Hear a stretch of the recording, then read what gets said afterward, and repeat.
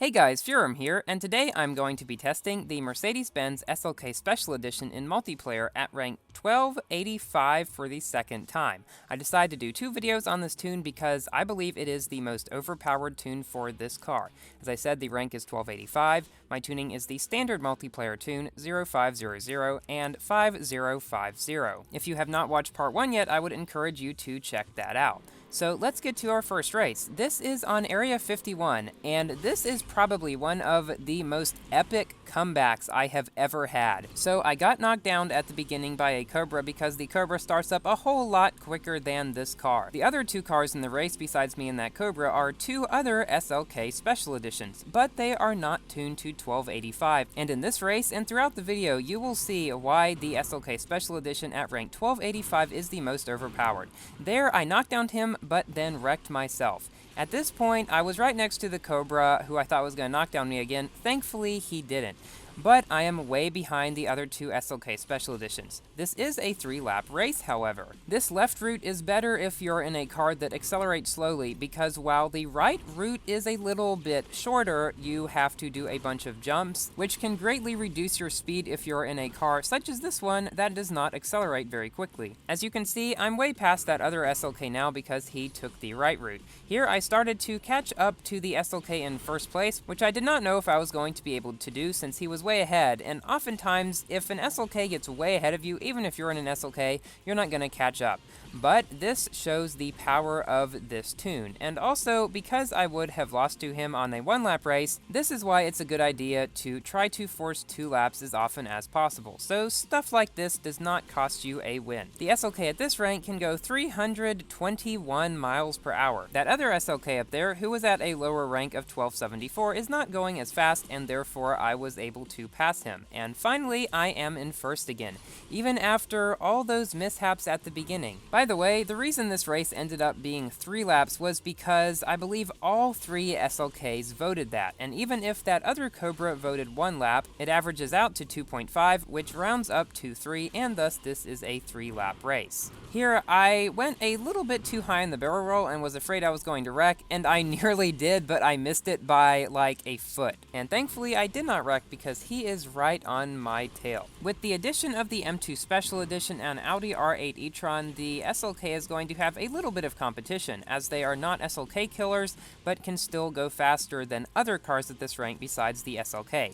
The M2 is around 45 miles per hour slower than this car at this rank, and the Audi R8 about 35 miles per hour slower, which is still a lot, but they will have certainly better chances to beat the SLK than other cars around this rank.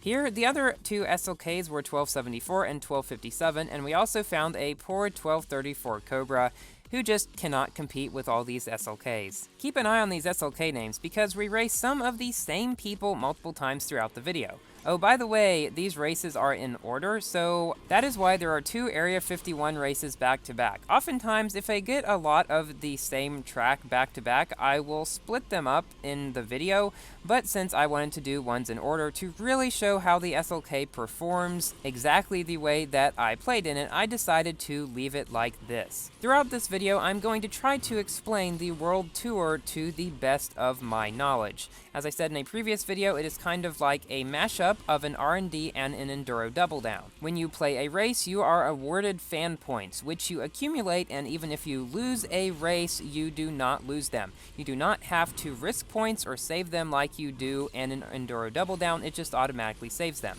However, if you lose a race, you lose the multiplier that you get by winning races in a row. That just means you will get fewer fan points the next race. You use fan points to buy boxes of either basic supplies, pro supplies, or elite supplies. The basic supplies give a 40% chance of an M2 Special Edition blueprint, the pro a 60%, and the elite a 100%. Those guarantee at least 1. You can get 2 out of them. I will give a little bit more detail about those boxes in the next race. So in this race, we have beat one of the same SLKs we did last time, and 2 Cobras as well, who just really do not stand a chance against the SLK. It's kind of sad, since those people worked so hard for the Cobra, and now SLKs have just overrun multiplayer. And then the M2 Special Edition Audi R8 are going to do the same thing, and unfortunately, the Cobra and M2 Normal Edition will be pretty much dead. Here, because I got knocked down at the beginning and was going so slow, I decided to take the long route here, so I would be able to build up my speed and not have my acceleration cut by jumping. That other car up there is another SLK. He, again, is tuned lower, and that is why I am able to catch up to him like this. And he went the long way because he could not make the turn, and so I managed to pass him. It actually takes a really long time to learn how to properly drive the SLK. I still have not mastered it. As much as I've driven it, it's just definitely one of the hardest cars in the game to drive. But if you can tame it, it is the most overpowered car in the game, and with this car at this rank, you will probably get a higher win percentage than any other car at any other rank. I know that's a bold statement, but based on my experience with this car, I do believe it to be the case. So I said I would give a little more detail on the boxes. Basically, never buy the middle box. Always buy at least the low one or the high one. I would honestly recommend the low one rather than the high one because the low one is a fifth of the cost but has 2/5 the chance to give you blueprints. So technically that should give you twice as many. I hope I figured out that math right. Here we managed to beat, again, the same SLK that we beat in the previous 2 races. This is why it is definitely best to tune to 1285 if you're at a lower 1200 tune, because the 1285 is just faster and will catch up to you. Now, of course, if you're a really good driver at a lower 1200 tune, you will be able to beat a lot of 1285 ones. It's just that 1285 gets almost the same matchmaking, especially if you risk points, as I am now since I am ticket racing in these races, and so you get a speed advantage over the lower 1200 SLKs and a much higher win rate from what I've seen. And the SLK does not go up in speed much at all past this rank. It will only increase another 14 miles per hour from here to Max Pro. That is why, if you are going for win percentage, it is best to stay at this rank. However, if you are going for rating, it may be best to tune the car up some more. I would recommend proing the car before doing anything with nitro in elite tuning or in the upgrades, because that is the most speed efficient. That is the tune I will be trying next in this car, 0500-5555, which is at a rank of 1390. Interesting how a lot of other cars like the Cigaris and the Camaro also have powerful tunes at 1390. So in this race, we beat another SLK who was at a rank of 1280, as well as a much higher Holden Coupe. You really do not have to be fearful about matchmaking in this car. Even if you get paired with a Camaro, say 100 above you or more, you're still going to be like 30 miles per hour faster than him.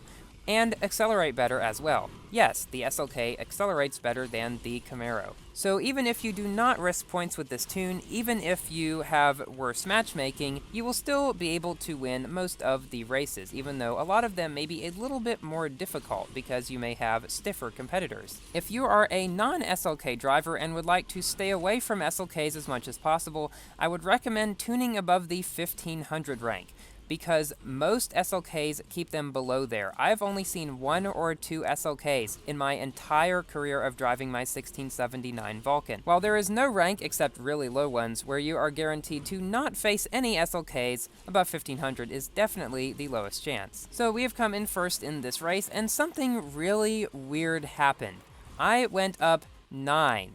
When there was no other good cars in the race whatsoever. I can only imagine that one of the cars lower in the list was playing with a terrible car, free racing in Champion or Elite League, and that's why I went up that much. So here, the Cobra knocked me down, as any good Cobra driver will. That's one thing that's going to happen a lot if you drive the SLK. The Cobras are going to target you, as well as practically every other car, just because they're so overpowered. And looky here, we have another SLK in this race. Practically every race in this video, aside from the previous one, has at least one other SLK in it. So now I'll give a few bits of interesting news about the new update. Gameloft has unfortunately postponed the update for Windows players to early next week as of me recording this, so it probably will not be out in time for my stream, which, by the way, I will be holding on February 12th at 5 p.m. Central Standard Time. I hope to see you all there, because the streams in the past have really been a blast, and I look forward to another fun time with all of you. And now I have another bit of bad news. During Gameloft's live stream on Thursday, Matt, the person who was testing the cars out, upgraded the Audi R8 e-tron a little bit,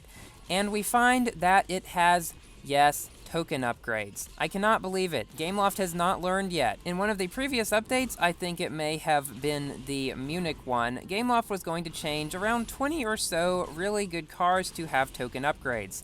And someone, I'm not exactly certain who it was, made a petition to get rid of all possible token upgrades on new cars and changes to old cars. It got over 1,000 signatures and was sent to Gameloft, and Gameloft conceded and did not have any new token upgrades. I hope the same thing happens again with these. So here we have beat another SLK Special Edition with a rank of 1 lower than me, as well as a triple boosted 1257 Shelby Cobra. The main reason I always run extra tanked in the SLK is because it basically requires a full 2 tanks of nitro to get up to its full speed. As you can see, I just barely reached 200 by the end of the first one, and that wasn't even with triple tapping. That was with perfect nitroing at the beginning.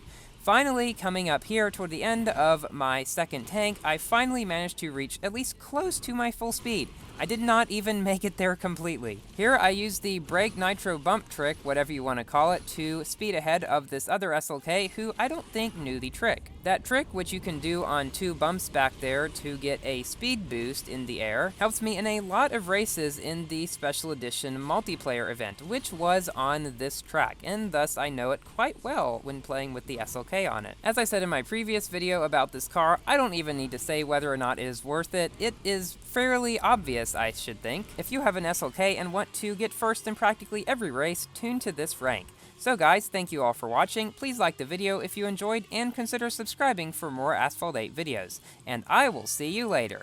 Goodbye!